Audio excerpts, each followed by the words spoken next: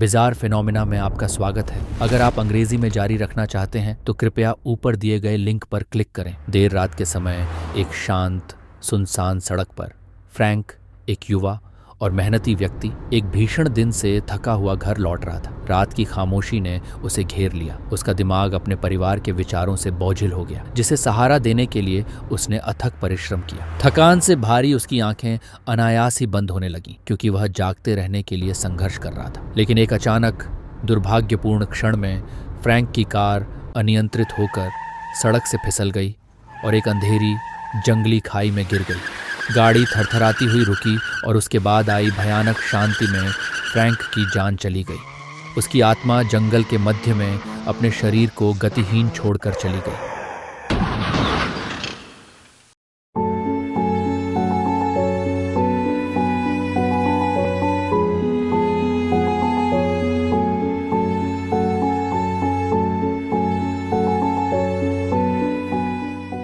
अधिकांश लोगों के लिए अनदेखा जंगल का यह हिस्सा पवित्र था, एक ऐसा क्षेत्र जहां आकाशीय प्राणी चुपचाप रहते थे, भूमि और उसके रहस्यों की रक्षा करते थे। अशांति से आकर्षित होकर यह अदृश्य अभिभावक मलबे के पास पहुंचे। रात में उनके रूप हल्के से चमक रहे थे, क्योंकि वे फ्रैंक के बेजान शरीर के आसपास एकत्र हुए थे। हवा में चलती मूक आवाज और उसकी आत्मा से गूंज के माध्यम से ईथर प्राणियों ने फ्रैंक के जीवन के बारे में सीखना शुरू कर दिया।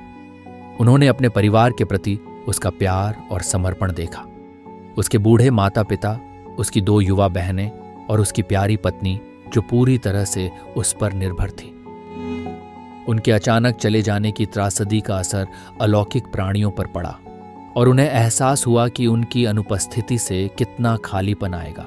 इन अलौकिक प्राणियों में उनके बुद्धिमान और दयालु नेता एल्डोरिन भी थे। उनके रूप से एक प्राचीन अलौकिक प्रकाश फैल रहा था। फ्रैंक की दुर्दशा पर विचार करते समय उनकी निगाहें विचारशील थीं। एल्डोरिन ने अपने परिवार के प्रति फ्रैंक के प्यार और जिम्मेदारी की गहराई को महसूस किया और उनके आसन्न नुकसान के दुख से प्रभावित हुआ। मदद करने के लिए दृढ़ संकल्पित एल्डोरिन ने हस्तक्षेप करने का फैसला किया। उन्होंने अपने बेटे गार्जर को बुलाया, जो शक्ति और साहस वाला एक युवा अलौकिक प्राणी था। स्थिर आवाज के साथ एल्डोरिन ने गार्जियर को एक असाधारण मिशन सौंपा, फ्रैंक का रूप धारण करना और अगले 20 वर्षों के लिए अपनी जिम्मेदारियों को पूरा करना, फ्रैंक की स्थिति में परिवार की भलाई सुनिश्चित करना। हालांकि झिझकते हुए गार्जर ने यह कार्य स्वीकार कर लिया, ये जानते हुए कि यह बड़े सम्मान का कर्तव्य था। फ्रैंक के विश्राम रूप के पास खड़े होकर गार्जियर का अलौकिक शरीर चमकने और बदलने लगा, धीरे धीरे फ्रैंक के स्वरूप को प्रतिबिंबित करने लगा। कुछ ही क्षणों में गार्जियर उस व्यक्ति से अप्रभेद्य हो गया जिसे वह प्रतिस्थापित करना चाहता था। उसने अपने नए रूप में तालमेल बिठाते हुए एक गहरी सांस ली और फ्रैंक के घर की ओर चल दिया।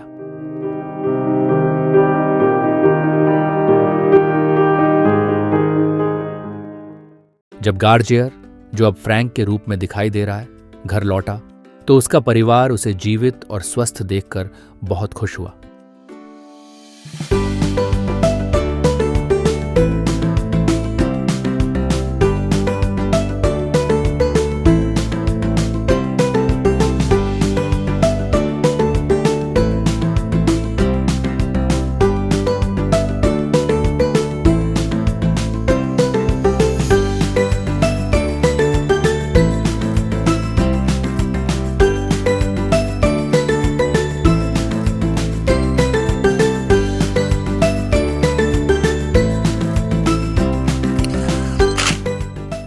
लेकिन अगले कुछ दिनों में उन्होंने उसके व्यवहार में सूक्ष्म परिवर्तन देखा।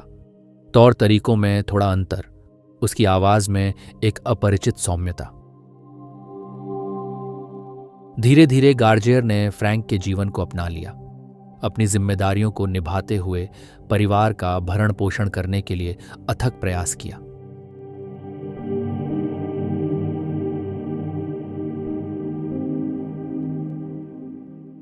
अपनी अलौकिक शक्तियों के साथ उन्होंने सूक्ष्मता से यह सुनिश्चित किया कि उनके प्रयास उनके आसपास के लोगों के लिए समृद्धि और खुशियां लाए, कभी भी उनके वास्तविक स्वरूप को प्रकट न करें।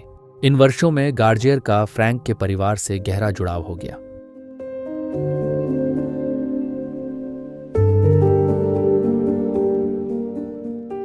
उनकी बहनें बड़ी हुईं, प्रत्येक ने अपने सपने पूरे किए।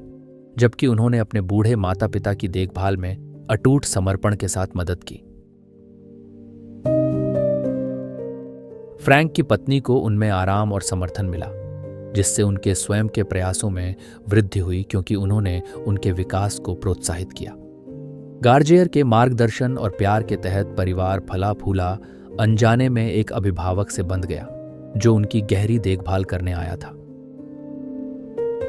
जैसे जैसे 20 साल खत्म होने आए, गार्जियर को पता चला कि मानव दुनिया में उसका समय समाप्त हो रहा था। उसे एक दर्दनाक निर्णय का सामना करना पड़ा, ये महसूस करते हुए कि वह फ्रैंक के परिवार से इतना अधिक जुड़ गया था जितना उसने कभी सोचा था। एक अंतिम रात उसने उन्हें सच बताने का इरादा किया, ये महसूस करते हुए कि वे उसके बलिदान की गहराई को जानने के योग्य हैं। लेकिन उनके सामने खड़े होकर गार्जियर ऐसा करने के लिए खुद को तैयार नहीं कर सके।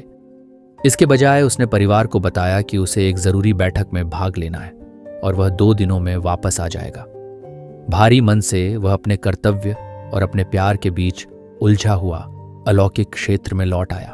ईथर क्षेत्र में वापस गार्जियर की मुलाकात एल्डोरिन से हुई, जिसने उसका घर में स्वागत किया और उसे अपनी तरह के कर्तव्यों की याद दिलाई। फिर भी गार्जियर को मानव संसार और उस परिवार की ओर एक निर्विवाद खिंचाव महसूस हुआ जिसे वह संजोकर रखने आया था। उसे एहसास हुआ कि वह अब उनसे यूं ही दूर नहीं जा सकता। साहस और अवज्ञा के कार्य में गार्जियर ने एक ऐसा विकल्प चुना जिसने खुद को भी आश्चर्यचकित कर दिया। उन्होंने ईथर क्षेत्र को त्याग कर और मानव जीवन को अपनाते हुए फ्रैंक के रूप में बने रहने का फैसला किया, जिससे उन्हें प्यार हो गया था। एल्डोरिन हालांकि दुखी थे, उन्होंने परिवार के साथ अपने बंधन की ताकत को पहचानते हुए अपने बेटे के फैसले को समझा और इसलिए गार्जियर ने फ्रैंक के रूप में अपना जीवन जारी रखा, चुपचाप उस परिवार का समर्थन और प्यार किया जो उसका अपना बन गया था। ईथर प्राणियों ने युगों युगों तक गार्जियर की कहानी, बलिदान, प्रेम और दुनिया को पार करने की कहानी के बारे में बात की। उनकी देखरेख में फल फूल रहा परिवार कभी भी अपने अभिभावक के वास्तविक स्वरूप को नहीं जान पाएगा। एक निस्वार्थ भावना जिसने भाग्य के बजाय प्यार को चुनते हुए